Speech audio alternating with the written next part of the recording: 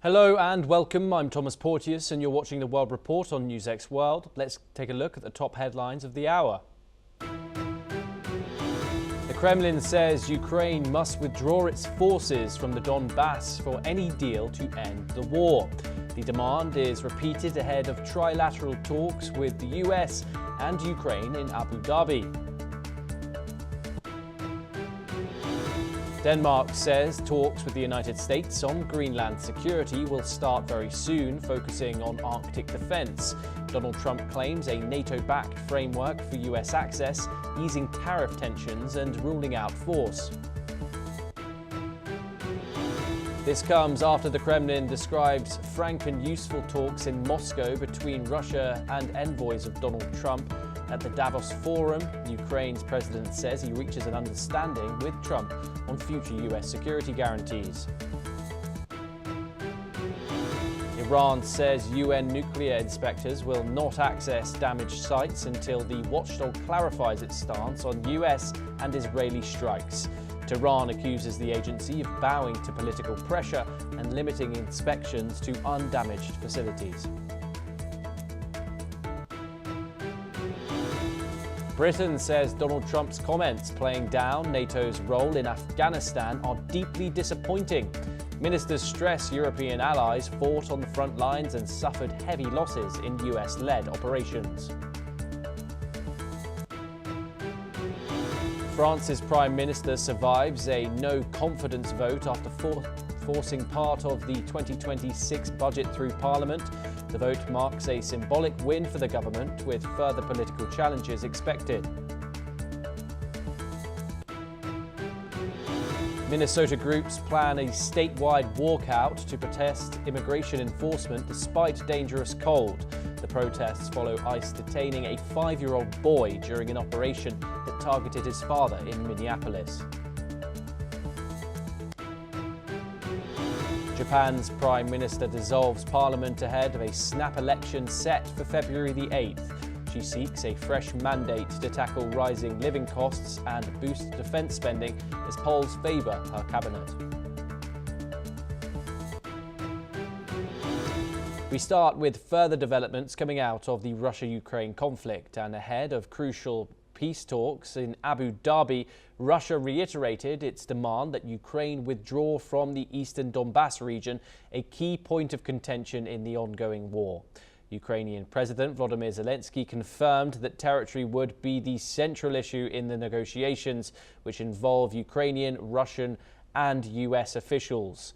The talks follow high-level meetings in Davos between Zelensky and US President Donald Trump, as well as late-night discussions between US envoy Steve Witkoff, Jared Kushner and Russian President Vladimir Putin. While diplomatic efforts have intensified, Moscow remains firm on its position that Ukraine must pull out of Donbass, a demand Ukraine has rejected. Despite this, the US side, led by Witkoff and Kushner, have expressed hope for a resolution. However, Zelensky and Putin have yet to reconcile differences over territory, leaving the future of peace talks uncertain. Joining us now to discuss this is Lieutenant Colonel Himanshi Singh, a defence and international relations analyst, joining us live from New Delhi. Thank you very much for joining us here on NewsX World. It's a pleasure to have you. Of course, a huge development today. We're going to see the first trilateral meetings, we hope, of 2026. We hope of a high delegation. Of course, this comes as territory remains the central issue. The Donbass remains the central issue, with the United States at the table, of course. Where do you see this meeting going in terms of where the US will stand? Thank you, Thomas. See, this is not a peace negotiation, it is a power negotiation. And see, militarily, we know that Russia is stretched, and democratically, it is stretched, asserting its strength to convert the limited battlefield gains into permanent political outcomes. And that is why the earlier meeting with the President Donald Trump was not successful in Alaska, because Russia is holding on to these grounds that he has to take the Donbass and other territories. They have to be legally accepted. Though President Trump is also trying by sending Witkoff and now having a trilateral talk, he's trying that this is a long stretch of war for almost 4 years. So somewhere they have to draw a line and come to a peace negotiation, because America has already opened a lot of front, and the way we are seeing in the World Economic Forum, the way America is backing out on a lot of things, America definitely wants something more substantial, especially when it comes to Russia and Ukraine. So I see America will push and will have Ukraine accept the terms and conditions of Putin, that is leaving Donbass to Russia. And unlikely in short term, but it will be freezing the conflict rather than resolving it. So let's see where it heads.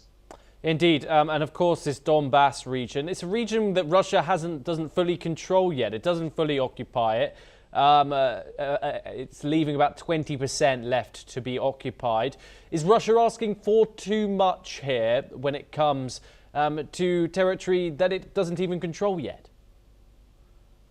See, Russia currently holds partially, but it contested control over Donbass, because what Ukrainian forces retain, they retain a long-range strike capability.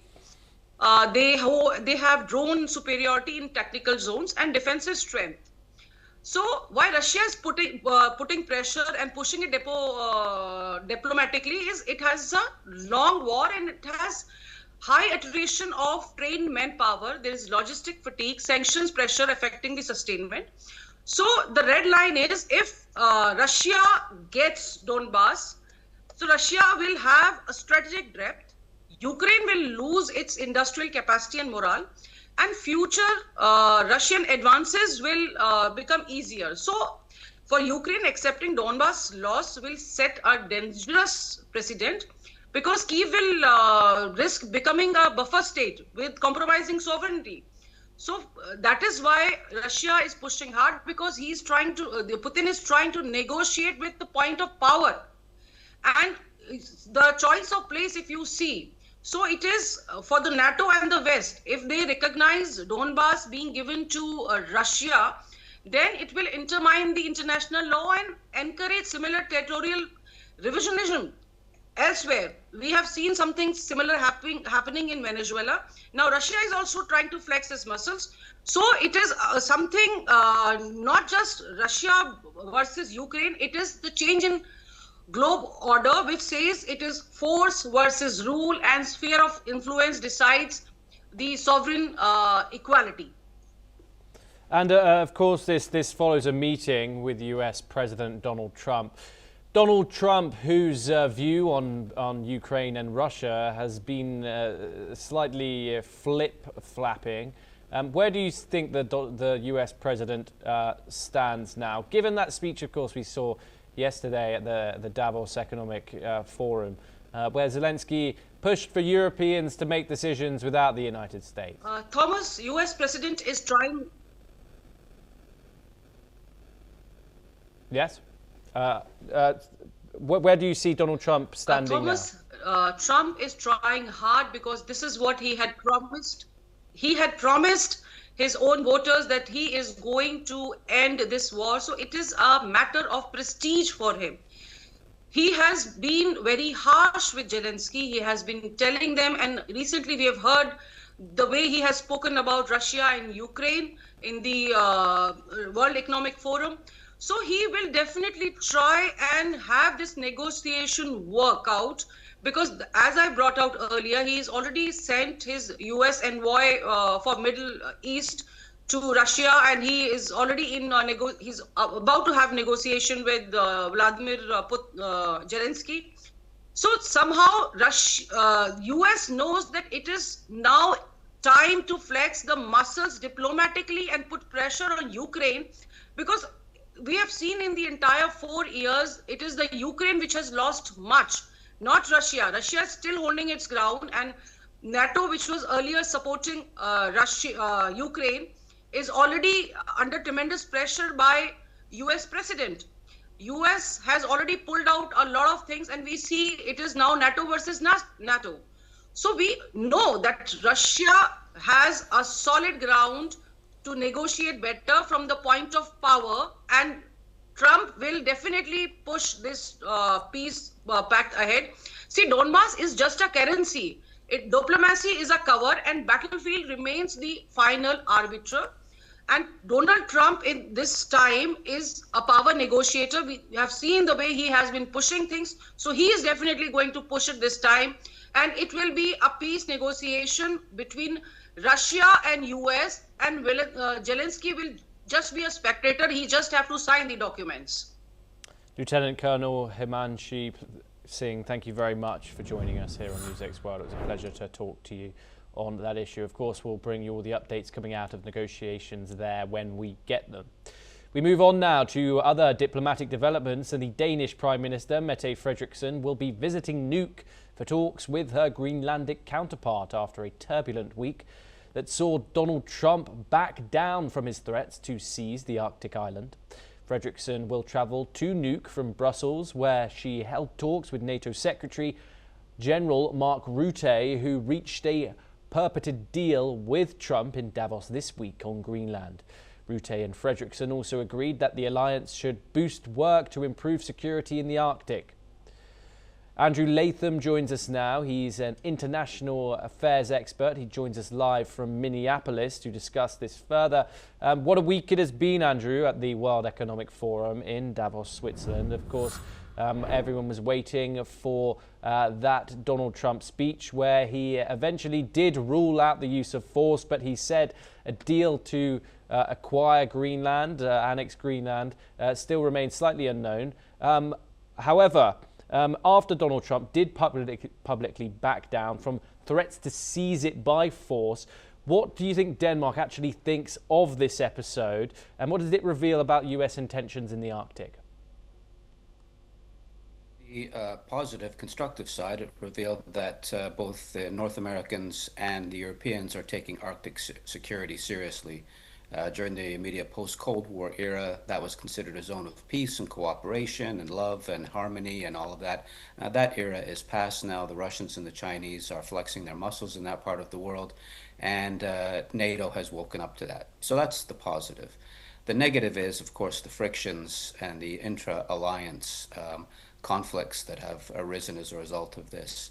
I don't think the memory of this will fade very quickly. I think the Europeans in particular will have been scarred by this experience, and that's going to undermine transatlantic collaboration and cooperation.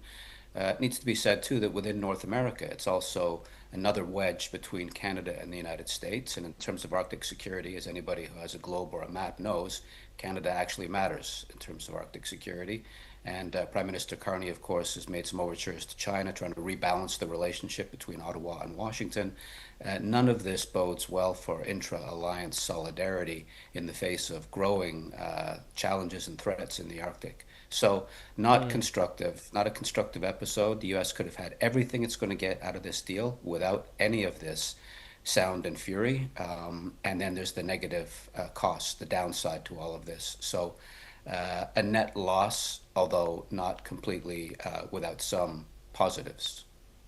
And of course, Andrew, there is still a population on Greenland, a population of people, although small, around 57,000 people, the majority of which don't want to be part of the United States. Mette Frederiksen, the Danish Prime Minister, heading to the island today at a very sensitive moment, of course. Is this visit about reassurance or about reasserting Denmark's authority as Greenland's strategic value rises? Both and, I think. Obviously, given the constitutional relationship between Nuuk and Copenhagen, there's a lot of autonomy. The Danes basically retain control over defense and international affairs, but the Greenlandic people have control over everything else. And so there's a need to reassure the population of Greenland that Denmark is not abandoning them, but it's also not going to reassert its colonial power or anything like that. So I think that's the upshot of this. Lots of diplomatic signaling to the U.S. that, hey, we hear what you're saying.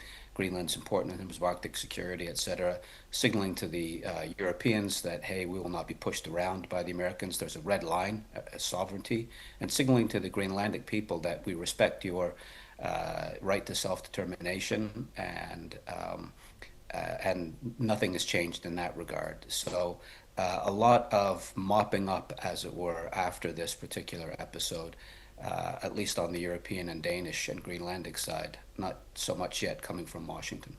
And Andrew, how do you think we arrived at that sigh of relief in Davos, where Donald Trump told that he wasn't going to take Greenland by force? Do you think it was a combination of aides telling him the reality of the situation, the backlash he got from European allies? What do you think drove him to it? I think that's part of the equation. I think there's two other factors that we need to bear in mind, one of which is the so-called madman theory made popular by Richard Nixon back during the Cold War, that if it looks like an American leader is going to go off the rails, is going to go quote unquote crazy, that everybody will be inclined to make some concessions. And that dovetails, by the way, with his Art of the Deal book, when he said that initially in any negotiation, you make outrageous, outlandish claims, and then you can back off and get basically what you really want at the end of the day. Maybe I'm being a little bit too charitable here, but if I put both of those together, it's hardly surprising, A, that Donald Trump approached this the way he did, overstating his claims, coming across as a madman, to use that term, and then backing off when he got what he wanted, which was enhanced American access to Greenland.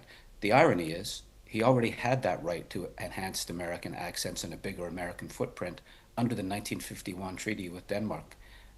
So nothing gained, except that this was entirely consistent with Donald Trump's theatrical approach to negotiations and diplomacy.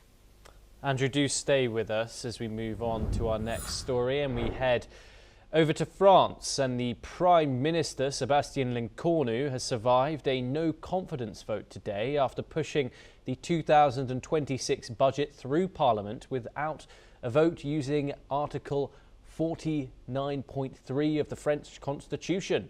His decision stirred political tension, but Lecornu defended it as a necessary last resort when debates failed to reach a conclusion. Meanwhile, he stressed that Article 49.3 should no longer be used routinely, but only in exceptional circumstances. The Socialist Party supported him, helping block the no-confidence motion. However, more challenges are expected in the days ahead, while political discussions on the budget continue. Let's in fact listen in to what the Prime Minister of France had to say on the issue. Je n'ai pas engagé la responsabilité du gouvernement pour contourner les institutions de la Ve République. Je l'ai au contraire fait pour les protéger. Mais aucune institution, aussi solide soit-elle, ne peut fonctionner durablement si celles et ceux qui l'incarnent renoncent à leurs propres responsabilités. Les recours à l'article 49 alinéa 3 ne pourront plus être utilisés demain comme avant. Ils ne pourront plus être un réflexe. Ils ne pourront plus être une facilité. Ils ne pourront plus être ce qu'ils ont été. Ils seront désormais ce qu'ils sont par leur nature initiale, l'ultime réponse à l'impossibilité de conclure après avoir de bonne foi tout essayé. Now, as tensions over sweeping federal immigration enforcement continue to roil the Minnesota city of Minneapolis, an eyewitness video shows US federal agents detaining a driver they said struck their vehicle in Minneapolis. The video shows a black SUV carrying federal agents moving towards a car which reverses before stopping abruptly in front of another federal vehicle. Agents surrounded the vehicle and tell the driver to get out, explaining that they believe the car struck the vehicle to the rear. The person filming questions the actions of the agents and argues the driver did not intentionally collide with their car. Agents then opened the door, pulled the driver from the car, pushed them to the ground and handcuffed them. The video shows bystanders shouting at the agents, hurling insults and profanities and blowing whistles as the detainee is then escorted away. Let's in fact look at the video shared by an eyewitness.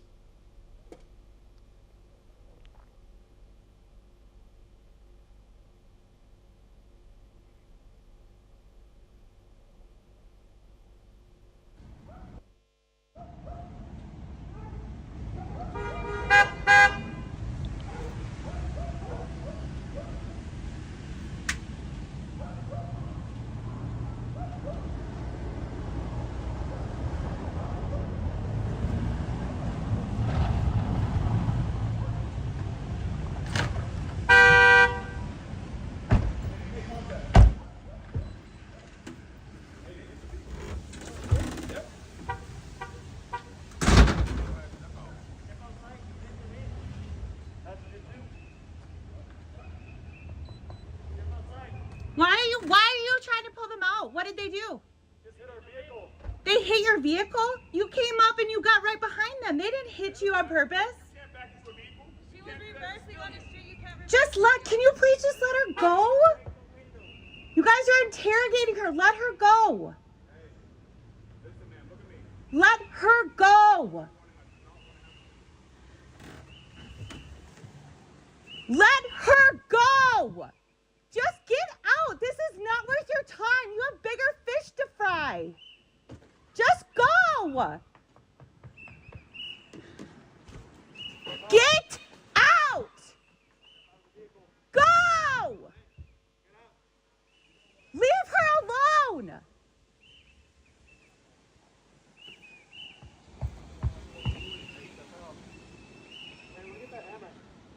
Leave her alone. Just let her go.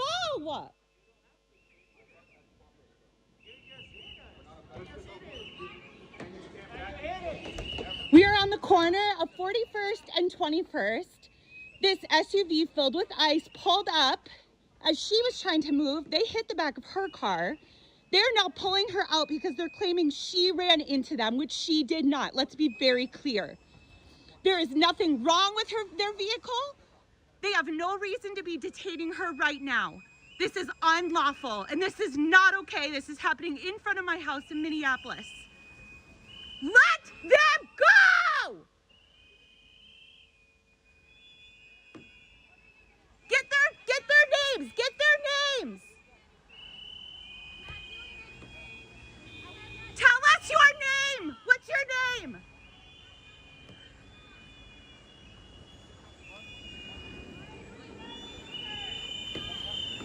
Help! Anybody!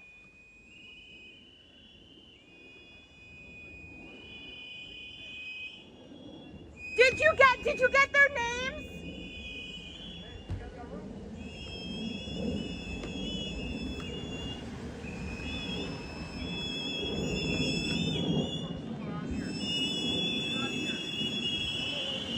Shame on all of you! Shame on you! Shame on you! Shame on... The confrontation comes amid US President Donald Trump's immigration crackdown, which has deployed around 3,000 federal law enforcement officers to the Minneapolis area. People of Minneapolis have been on the edge since an immigration officer, Renee Good, was shot and killed. A US citizen was shot and killed on January the 7th. Joining us once again is Andrew Latham. He joins us live from Minneapolis. Andrew, I was wondering if you could tell us a little bit about day-to-day there. How frequent is the sighting of ICE agents on the streets? And of course, we are seeing protests occurring pretty much every day. How is the city feeling? Tensions are running very high, despite the fact that the temperatures are running very, very cold. It's like minus 25 or something Celsius today. It's very cold here. The ICE, the surge 3,000 agents, moves around the Twin Cities, but especially Minneapolis. So it's not like an occupation army. It's a strike force that's deployed to certain neighborhoods at certain times. There's a great deal of resistance among the members of the community. People don't like the heavy-handed tactics. They don't like their friends and neighbors, many of whom are here lawfully, but look a particular way, being hauled out by the ICE agents. On the other hand, the ICE agents, I think, believe they're doing their job as the law requires, and they resent the local community's reaction to them doing their job. So you put all of that together and you have a toxic brew, as it were. You add to that the fact that there's something of a general strike today in the Twin Cities. Lots of businesses are closed. There are lots of protests, again, despite the very cold weather. So people must be highly motivated because it's really cold here. And so you put all of that together and you begin to get a picture of what life is like. Does this affect most people every day? No. Does it affect some people every day? Yes. There are people who are afraid to leave their homes because they look a particular way and therefore are going to be targeted by ICE, and even if they're here lawfully and American citizens or landed immigrants, whatever the case might be, they don't want the hassles of having to deal with ICE. So it is affecting daily life, certain neighborhoods more than others on any given day. And now the community has begun to push back, both at the individual level, as the person in the video, I think, reveals, but also now in a more organized way. People are really beginning to organize. And now the president is talking about invoking the Insurrection Act and bringing the 11th Airborne down from Alaska, the so-called Arctic Angels, to help with law enforcement. That would be not unprecedented, but that hasn't happened since the riots in Los Angeles in 1992. It's a very rare thing, and that would escalate the situation and increase tensions as well. So the story isn't over yet. It's getting worse, and there's no end in sight. And have you yourself seen any of these ICE agents around the city of Minneapolis? Of course, they operate in quite a controversial way. Face coverings, marked out cars, etc. Have you had any experiences with them? Yes, they've been not in the neighborhood around where I work. They have been seen. The masks look sinister. On the other hand, from the ICE perspective, they don't want to be doxxed. They don't want to be identified and have their families identified and subject to pressures of one kind or another. So what appears to be a routine kind of tactic, wearing masks, looks to people like something quite different. But yes, in certain neighborhoods they are more prevalent, and I have seen them, and they haven't bothered me, but I'm not really the kind of, even though I am an immigrant to this country, I'm not, I don't fit their profile, let's put it that way. Indeed, and Andrew, of course, this follows as just today, we heard news of an immigration official detaining at least 4 children, including a 5-year-old child. What's the legality around this? Is this a normal operation that parallels previous deportation efforts? Is a child as young as 5 allowed to be pulled off the street as has happened today? Yes, I'm not really qualified to talk about the legality, but I will talk about the practice. ICE has been going into elementary schools and looking for children and using that as a means of getting at the parents, obviously. Some schools have actually closed down on a short-term basis because they don't want to put their students in jeopardy. But that is a tactic that's being used by ICE to go after underage people in schools in ways that are terrifying, literally, that they're meant to invoke terror, I think. So obviously there's at least an interpretation of the law that's on their side, otherwise they wouldn't be doing it if it was absolutely and obviously illegal. I'm sure that's going to be challenged in courts, and it certainly has been found to be somewhat lacking in the court of public opinion. People don't like to see 5-year-olds hauled out by ICE agents. It's just unpalatable. Andrew Latham, thank you very much for giving us your insight and your experiences there. It's a pleasure to talk to you, as always. We now move on and some news from the tech world. And Intel reported difficulties in meeting surging demand for server chips used in AI data centers, leading to a forecast for lower than expected quarterly revenue and profit. This dropped in 13% after hours trading following the announcement. Despite running its factories at full capacity, Intel is unable to keep up with the demand for these crucial chips, leaving profitable data centers untapped. The company forecasts current quarter revenue between $11.7 billion and $12.7 billion, lower than the analysts' estimate of $12.51 billion. While Intel's push into AI and data center chips shows promise, its current products, developed years ago, are not aligned with the fast-evolving AI market. The company is also facing production challenges with its new partner, Panther Lake PC chips, and dealing with a global memory chip shortage that is driving up PC prices. Despite these challenges, Intel's recent investments and strategic shifts have sparked hope for a recovery, with analysts emphasizing that the company is supply constrained rather than demand constrained. Well, that's all that we have time for this hour. Keep watching NewsX World for more international news updates.